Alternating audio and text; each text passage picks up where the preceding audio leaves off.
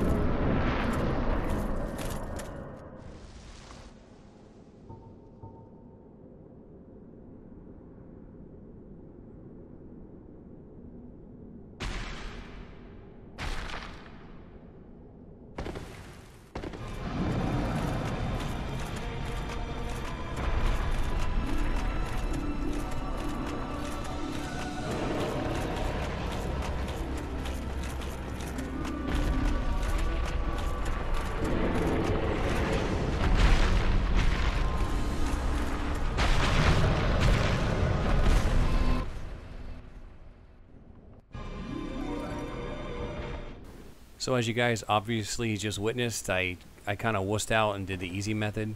I've done all 3 parts in one try before. It's possible, I know how to do it, but it's been a long time, and I figured the chances of me dying were really high. So instead of risking it and disappointing you guys, I went ahead and did it the easy method. That way at least I knew I could get past a bit of chaos.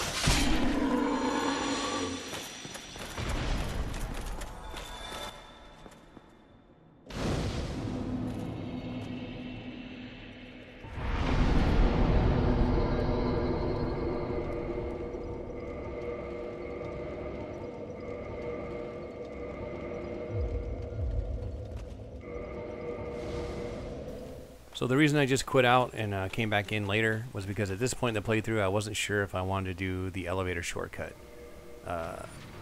It's a difficult thing to do. I've done it before, but normally I don't really care if I die. I just want to try it a few times. This time I knew that if I screwed it up and I died, that would be the end of the playthrough. In the end I went ahead and decided to definitely go for it. Reason being, I'm so close to the end of the game, even if I die now, at least I've gotten this far. So I'm not going to tell you guys how it works out. I'm going to let you watch for yourselves.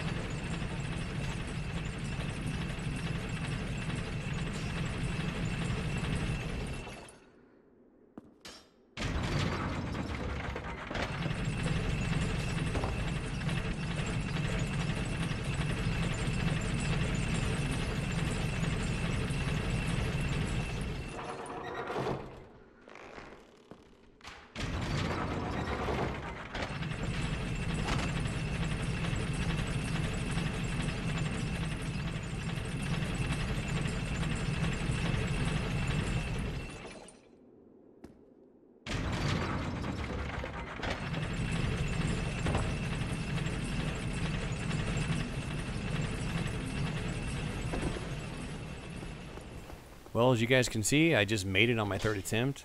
Apparently small miracles do happen. But in all seriousness, I was really surprised I made it. It's not an easy shortcut to do, especially when you haven't played the game in a while. And the problem with this shortcut is if you fail, it usually ends in your death. So for a regular playthrough, it doesn't really matter. You die a few times, you just come back from the bonfire and keep trying. But for me, specifically on this playthrough, it was really risky. But I figured you guys would be unsatisfied had I not tried it. So I went ahead and gave it a shot, and I lucked out in the end. If you haven't seen this shortcut before, you can tell how far I am already in Duke's Archives. I mean, you skip the entire first Seath encounter, you skip through the entire jail area, and you skip through the whole archive area where you have to rotate the staircases. I mean, it really is probably the best shortcut in the entire game. It's also the most difficult.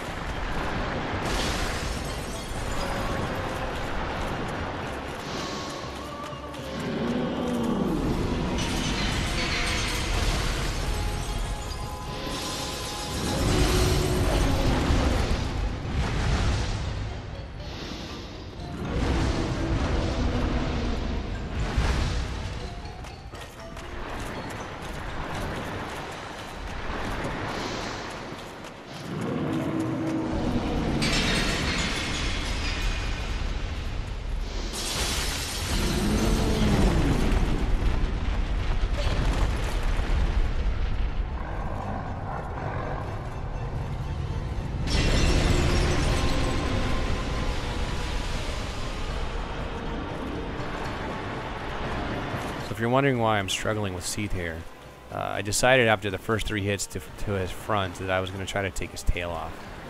Unfortunately, it didn't work out too well. I should have planned for it in the beginning. I wasn't thinking ahead.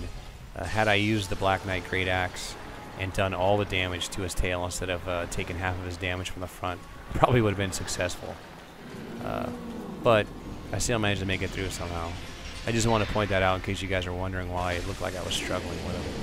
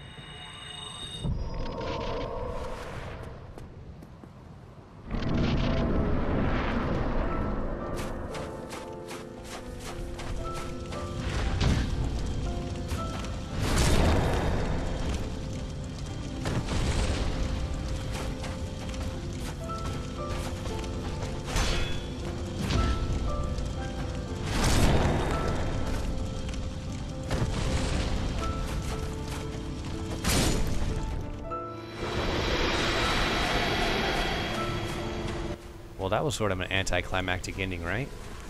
I'm sure some of you guys are hoping I would do something a little bit more fancy or difficult for Gwyn, but after my luck in Duke's Archives, I decided not to push it any further. That said, this is the end of the playthrough. What started out as something that was supposed to only take me to the gargoyles ended up going all the way. This was a little more popular than I thought it would be. So I hope you guys enjoyed watching it. I got another video going to be going up soon, the shortcut one I was talking about. But until then, thanks for watching, guys. We are here to serve your highness.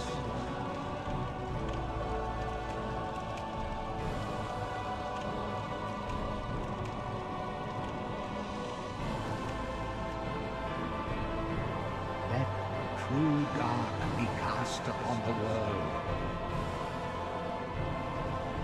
Our Lord hath returned.